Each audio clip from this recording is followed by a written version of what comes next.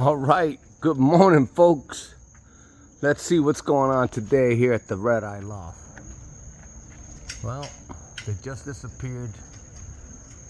What you're watching are three young black, well, one's a blue checker, two are black, from the RedEyeLoft team. Now, I bred these three this year.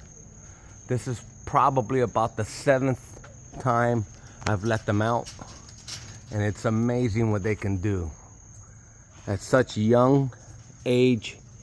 These babies, I didn't even get them out early enough. At 6 weeks I could have gotten them out at 8 weeks, but I waited pretty much about 12 weeks. And why? Because I had other birds that I wanted to settle, and since they were staggered in age, I went ahead and waited. So now that these birds are flying very well for me, these guys are looking phenomenal. Look at this. These birds, all three of them, young, 7th time out. And look how they're flying. Which leads me to this conversation about this topic about birds.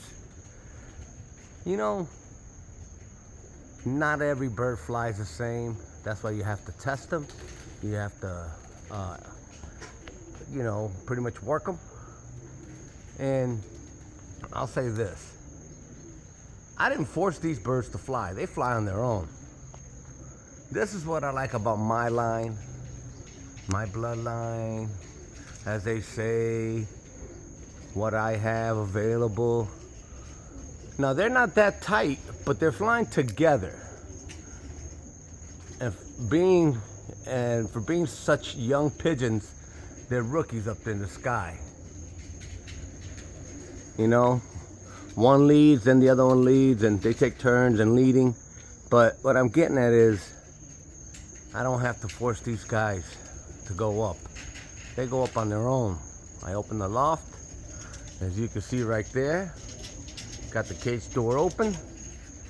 They went up and they're doing their thing. You know, I had an instructor once tell me, folks, where force begins, knowledge ends.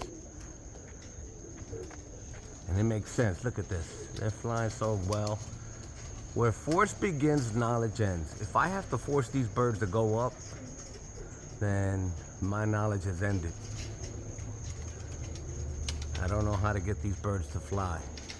And part of that, I attribute that to genetics. Birds want to fly when they're feeling good, and also genetics takes place. These three are doing so well together, I may keep them together as a small kit. I may not be Joe Mozart tippler, because I don't do everything he does, but I do try to, you know, take care of my birds and keep in a clean environment, you know, keep record of what I breed. Now, I know who are the parents of these birds right here. It's nice. These are siblings. These are all related. Right here. 2 separate rounds. And they're all related. They're flying well together. Look at that. So, folks, sometimes, now these birds, I'll show you what they look like when they come down today. They're not the prettiest birds. Matter of fact, how the old saying goes, sinfully ugly. They may look sinfully ugly, but man, do they look pretty up there. Look at that. I love the way they're flying together. All three of them together, like the Three Musketeers. All right, folks, I thought I'd share that with you. Wednesday morning, July 5th. 3 young ones out for 2023. And they're doing their thing, like always. Look at this. Remember, folks, where force begins, knowledge ends.